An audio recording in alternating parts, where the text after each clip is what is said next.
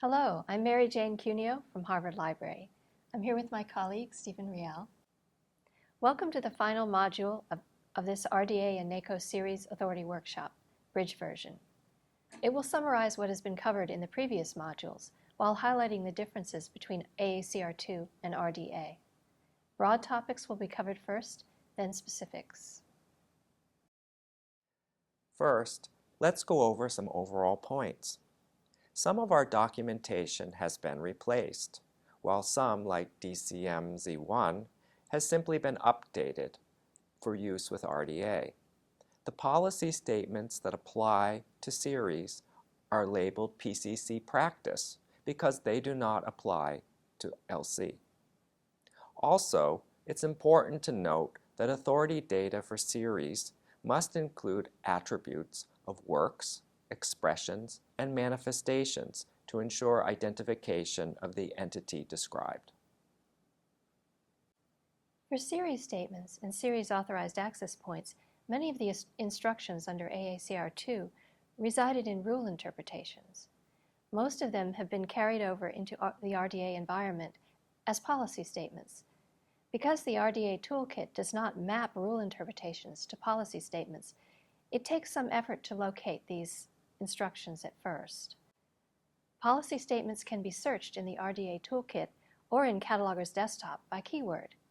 Once you've created a profile in RDA toolkit, you can create bookmarks and save your searches. When RDA redirects us from series-specific to general instructions, there is the potential for confusion as we try to apply the general instructions to series. The next slides will mention a couple of sticky areas. The PCC Series Authority community can petition for clarifying policy statements or amendments to the text of RDA. PCC has created a policy subgroup for our task group to identify policy issues and develop recommendations.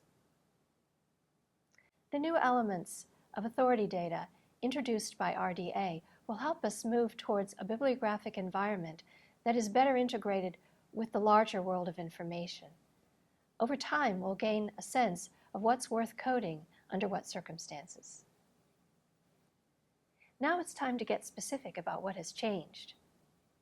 For the most part, instructions about sources of information have been simplified in RDA. The concept of preliminaries has been eliminated. Titles embedded within text may now be transcribed as series, and we'll be using fewer brackets. Navigation through the instructions can sometimes be tricky. For example, when tracking the priority order of sources for series title, we are redirected to a more general instruction midstream. You can see specific RDA instruction numbers here in the slide, and we've included more details in the slide notes. In RDA, some guidelines and examples have been moved, removed, or presented in a different light. For example, instructions about variant access points no longer have their own chapter, as in AACR2.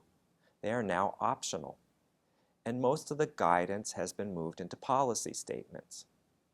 For another example, RDA and the policy statements allow the use of carrier type as a qualifier for series titles, but the policy statement seems more tentative than the rule interpretation, since it did not include the same relevant examples.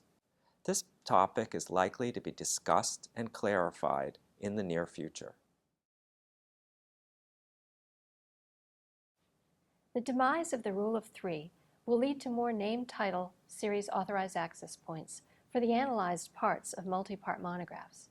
But most volumes in monograph series will still have titles for their series authorized access points. If an authorized access point has more than one element, if it consists of creator and title, for example, all the elements must be RDA or they must all be AACR2. Don't mix and match. In RDA, we need more clarity in the instructions for choosing between an initialism and the full form of a series title, both for transcribing and for creating authorized access points. The same is true for introductory phrases. For example, DreamWorks presents, etc. You can find more details about these points in the speaker's notes with this slide. Now let's turn to multi-part monographs. Various aspects of the changes outlined in this slide for the series authorized access points for multi-part monographs were covered previously in the RDA and NACO Bridge Training Module 8 on WEMI, and in the Series Bridge Training Module 6, Constructing the Series Authorized Access Point. This slide summarizes changes involving the conventional collective titles works and selections, and the collective titles for two or more works in one form, for example, plays and plays selections. Module 6 of this series bridge training went into detail about how to handle authorized access points for multi-part monographs consisting of translations with parallel texts. It is important to note that the Library of Congress is no longer adding a date to the authorized access point to distinguish one translation from another, but that PCC practice is pending. With RDA, inaccuracies are transcribed as found and then corrected in the authorized access point. We will no longer make bracketed additions or amendments to a series statement that contains an inaccuracy. We'll make more parallel series titles because the sources of information for them have been expanded. RDA instructs us to transcribe captions as they appear, but then substitutes standard forms in the authorized access point. Similarly, Roman numerals are transcribed as found, but RDA is silent on what to do with them in authorized access points. This needs to be clarified. RDA differs slightly from AACR2 in its instructions regarding ordinal numbers. It has different instructions for English language ordinals, for those in Chinese, Japanese, and Korean, for those in languages for which the usage is ascertainable, and for those in languages for which the usage is not ascertainable. It's complicated, so be sure to review the RDA instruction when a series number appears as an ordinal. Construction of the authorized access point and its variants is still justified using source citations in 670, but elements of information in certain fields can now be justified individually. Subfield V may be used for the source citation in the following fields: 046, 37X, and 381. Constructed as you would a 670 subfield A. Elements like those in 670 subfield B may be added if you think they're needed to allow the source to be found. If subfield U is used for the URL, it should always be preceded by subfield V. In other words, don't alphabetize. For related resources, RDA offers more elaborate terms to choose from and more machine-actionable ways to code them. According to the 5XX and 530 sections of Z1, LC catalogers will continue to use codes A and B in subfield W to provide earlier and later relationship links. But PCC has not set a policy. If a NACO institution wants to begin to use subfield I along with subfield W code R, they must first notify LC.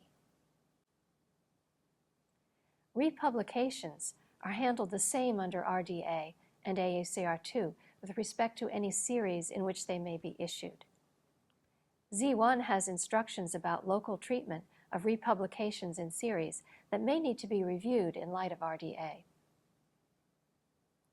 A policy statement points out that republications are now defined as a type of reproduction, along with reprints, reissues, and facsimiles, all resources equivalent in content to their originals.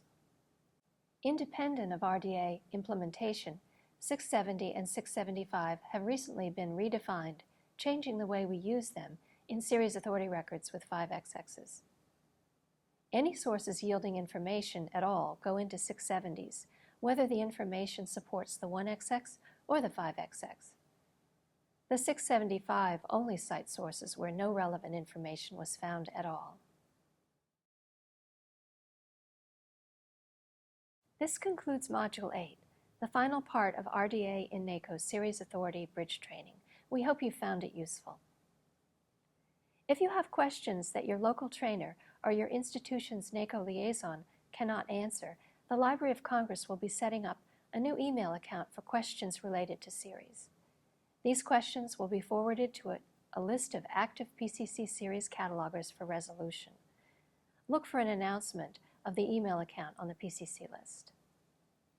Once you're ready to begin contributing RDA Series Authority records, contact the same email account to set up the review process associated with this bridge training. We look forward to seeing all your fine RDA Series Authority records in the Name Authority file.